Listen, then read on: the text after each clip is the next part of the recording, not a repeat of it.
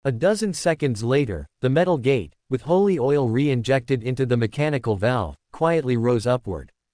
Iron Man David's tall figure also slowly walked out from inside the underground passage. "Hello." The smiling Thor, carrying Mjolnir, greeted Iron Man David.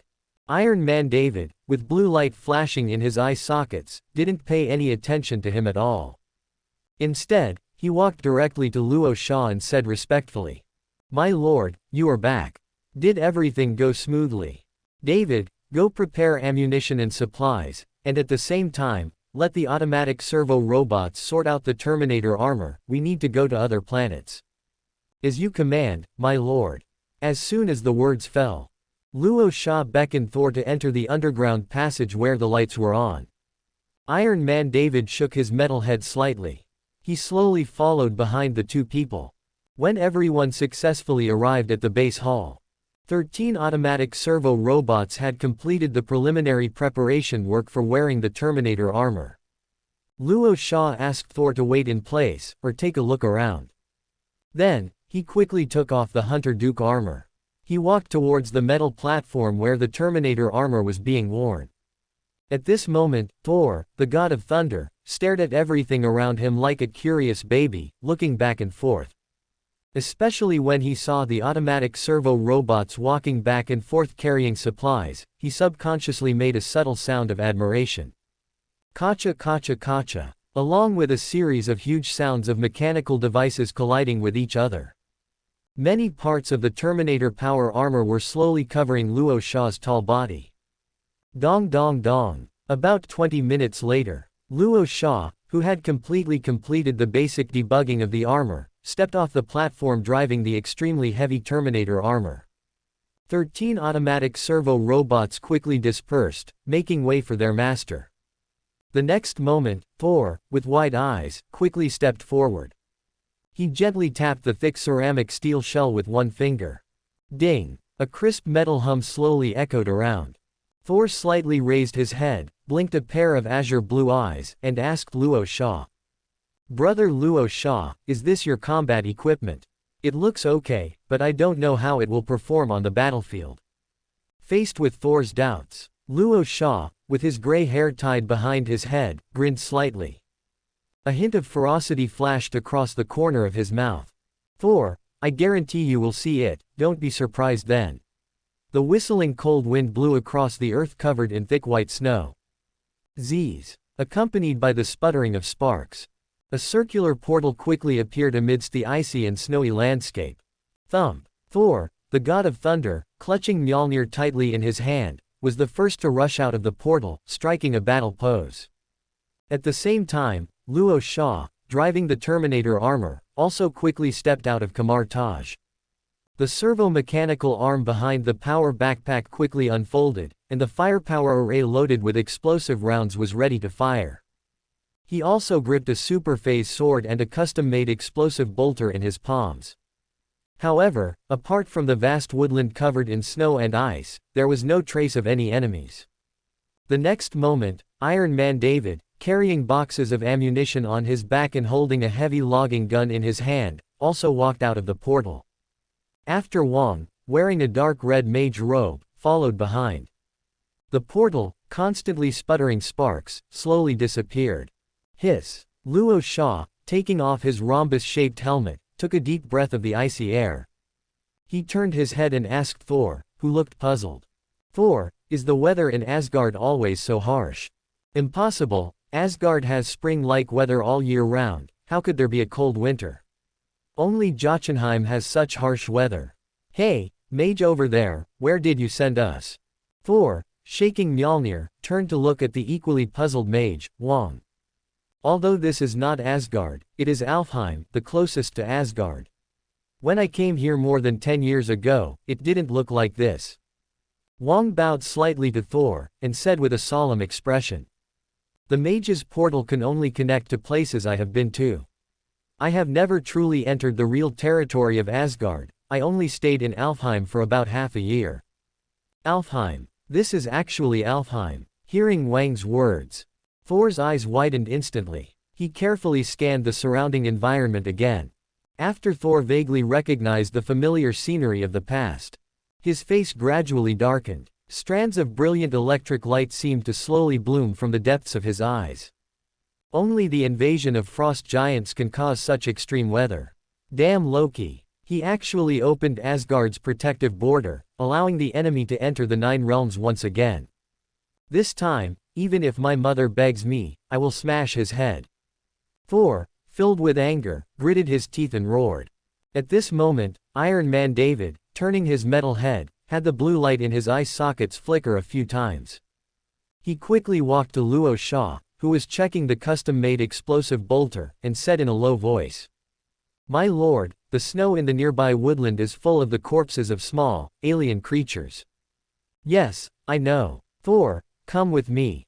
Luo Shah, with a cold expression, nodded slightly. He carried the super phase sword on his back and drove the Terminator armor towards the nearby woodland. The angry Thor also suppressed his surging emotions and followed Luo Shah's pace. Before long, Luo Shah arrived under a tall tree with a diameter of more than 2 meters. This ancient tree, which used to be lush and green, now only had dry branches covered in white snow. Luo Shah glanced down a few times. The heavy magnetic boots gently lifted and quickly swept away some of the snow under the roots of the tree. The next second, corpses of sharp-eared alien creatures, naked and without an inch of cloth, appeared in his sight. Alfheim is the home of the Light Elves. They are all a group of lively, lovely, warm and hospitable friendly races. This should not be their end. At this moment, Thor, with thunderous light lingering in the depths of his azure blue eyes, walked to Luo Shah's side. He stared at the Light Elf corpses, only revealing the tip of the iceberg, and said in a low voice, "They are all smiling on their faces, and there are no clothes on their bodies. It should be hallucinations caused by hypothermia, that is to say, they were basically frozen to death." Luo Shah, blinking his cyan wolf eyes, carefully observed the alien's corpse and said in a calm tone, "Let's go, Thor. This battle may be longer than you and I imagined." Luo Shah raised his huge palm covered with metal armor. He gently patted Thor on the shoulder. The two turned around at the same time and walked towards the location where Iron Man David was. "Prince Thor, Mr. Luo Shah. If we want to enter Asgard, we need to find an Asgardian named Old John. He has several space channels that can be smuggled into the Immortal Palace." At this moment, Wong, with a solemn expression, walked towards Luo Shah and Thor, and said slowly, "Old John. Is it an one-eyed old man with a missing arm and a bad temper?" Thor, frowning slightly, asked. Luo Shah, who remained silent, also looked at Wong with a probing gaze. "Ah, that's right, I met him when I was traveling through the Nine Realms." "Do you know him too?" Wong, who was slightly fat, nodded and replied honestly. Thor, with a solemn expression, took another deep breath and sighed. "That's a veteran of the Immortal Palace Legion. He fought alongside me hundreds of years ago. I originally thought he died of old age, but I didn't expect him to still be alive. That was in the past, it's not certain whether he is alive now." Luo Shah squinted his eyes slightly and said to Thor, "Are there any other ways to enter Asgard? Don't tell me you only know the Rainbow Bridge and the Space Channel for smuggling." "I do know the main channel connecting Asgard and Alfheim, but there will be heavy troops from the Immortal Palace Legion stationed there. Now that Loki is in power, he will definitely pay more attention to these important places to prevent me from sneaking into Asgard. I am now a prince exiled by the god King Odin, and the generals guarding the checkpoints may not listen to my orders." Thor shook the small braid on his head. He explained to Luo Shah with a solemn expression.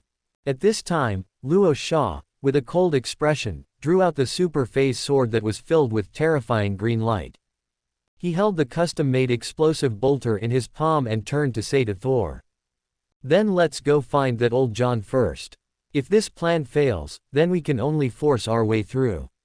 Thor, I hope you won't be dissatisfied with the casualties of the Immortal Palace soldiers at that time. A benevolent general does not lead troops. Brother Luo Shah, I am not a new recruit who has just stepped onto the battlefield." Before the words fell, Thor, the god of thunder, suddenly raised Mjolnir in his palm. Crack! Along with streaks of lightning striking the hammer of thunder and countless gathering dark clouds. A delicately shaped battle armor gradually covered his tall body. "Come on, brother Luo Sha, let's overturn the entire Asgard." Whoosh, whoosh, whoosh. The rapidly spinning Mjolnir carried Thor's large frame across the sky. As the only one with the ability to fly, he was the reconnaissance member of the four-person team. At this moment, Rorschach, driving the Terminator armor, and Iron Man David, carrying a large amount of ammunition, hurriedly stepped across the thick snow above the ground. They had already passed through a large forest and entered a hilly plain with undulating terrain. They were rushing towards their target location according to Wang's guidance. Between Iron Man David's metal arms, the slightly chubby Wang was firmly folded like a piece of cargo. His expression was distressed as he swayed back and forth with Iron Man David's steps, repeatedly jostled. In fact, as a Kamar-Taj mage, Wang's physical fitness was not bad. However, whether compared to Rorschach in Terminator armor, or Thor, an Asgardian, he became the weakest one in the entire team. Therefore, in order to save everyone's travel time and preserve the ability to retreat, Wang became the mage master who needed Iron Man David's heavy protection. Boom! Accompanied by a low whistling sound that cut through the air, Thor, shaking his little golden braids, landed heavily. He reported the reconnaissance situation ahead to Rorschach and Iron Man David, who had stopped. Within a few hundred kilometers, it had completely turned into a lifeless wasteland. Beneath the thick snow that stretched as far as the eye could see, there were corpses of sprites who had no time to escape, as well as broken remains of some other races. The next moment, Rorschach, frowning slightly, turned to look at Wang, who was folded under Iron Man David's arm. "Wang, are you sure old John is still alive?" Wang did not reply immediately. With a solemn expression, he raised his hands and quickly pinched out several complex gestures. Instantly, strands of orange-yellow energy flickered back and forth at his fingertips. After the energy wrapped around his fingertips quickly dissipated, Wang raised his head and said very certainly, "The divination spell showed me several vague illusions, one of which was a scene of everyone talking to old John. If my divination spell is correct, then he must have survived." Rorschach, his brow relaxed, nodded slightly. He raised his armored palm and waved forward. The group continued their journey through the snowy wilderness. About 8 hours later, the four-person team finally arrived near a completely frozen bay. On the flat coastline, a fisherman's hut covered in countless snowdrifts stood alone in front of everyone. "Old John, are you still alive? I am Thor." Thor, holding Mjolnir tightly in his palm, quickly flew towards the fisherman's hut, shouting loudly. Rorschach, holding a master-crafted bolter, vigilantly scanned the unchanging, desolate scenery around him. His keen senses did not seem to detect any signs of life. Buzz, buzz, buzz. The next moment, a spinning, whistling, sharp hand axe suddenly cut through the cold air. It actually flew towards Wang, who was standing on the snow, stretching his numb waist. Iron Man David, reacting quickly, wanted to step forward to block it. Rock's metal palm suddenly stretched forward. He grabbed the cold axe blade of the sharp hand axe. Under the grip of enormous force, the axe blade instantly turned into countless shattered metal fragments, scattered all over the ground. At the same time, the master-crafted bolter in his palm, which had been ready to fire, erupted with a deafening roar for the first time. Boom! Accompanied by the sudden explosion of fire and the scattered white snow powder. A tall figure, crouching in the snow for who knows how long, was suddenly overturned 10 meters away, tossing and turning several times before stopping. However, before Rorschach could continue to pull the trigger, the tall figure, quickly getting up, kept patting his violently burning snow-white beard, while also shouting at everyone.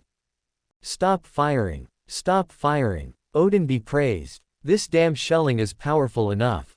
Ha ha! Old John, you old, immortal bastard, you really survived." The next moment, Thor's hearty laughter instantly echoed around.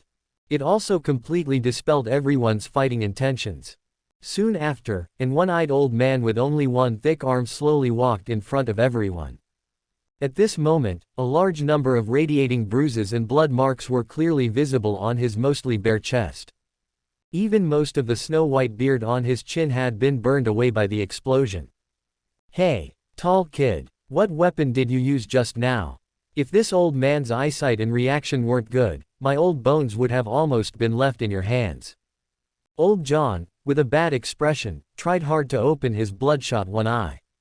He stared at Roche, who was 3 meters tall, and asked.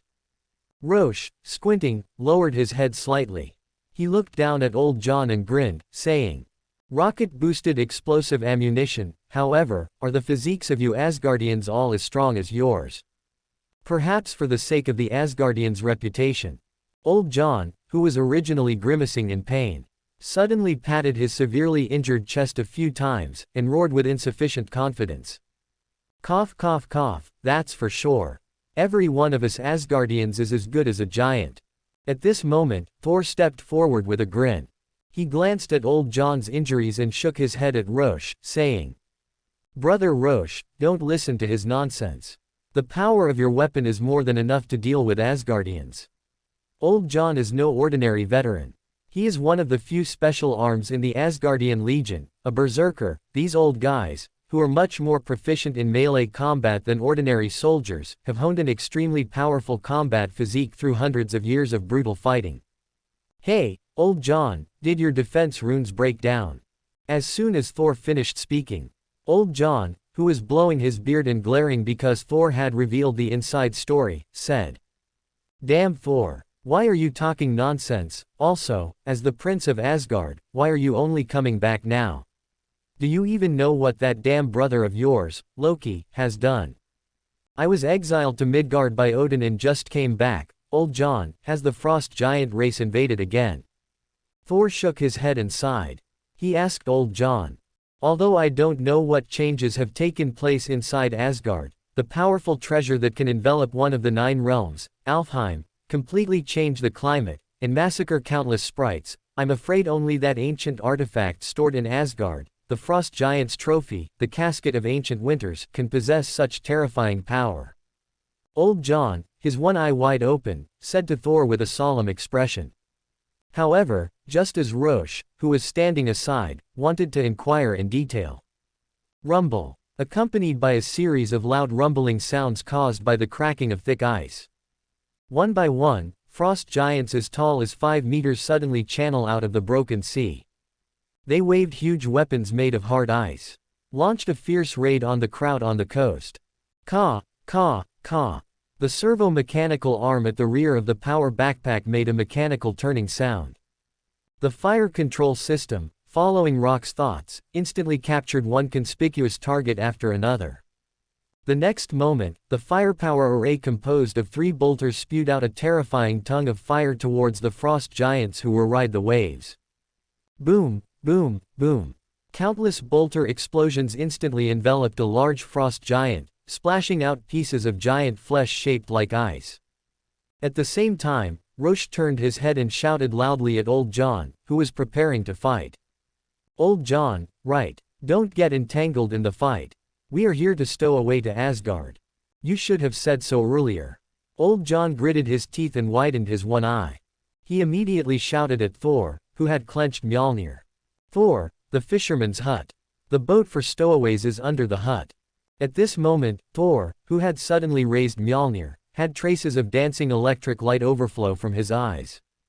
Countless thick, dark clouds quickly gathered over the coast.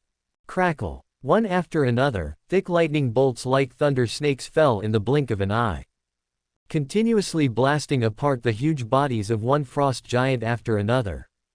The next moment, Roche, who had no time to change the ammunition of the firepower array, took a deep breath of the cold air.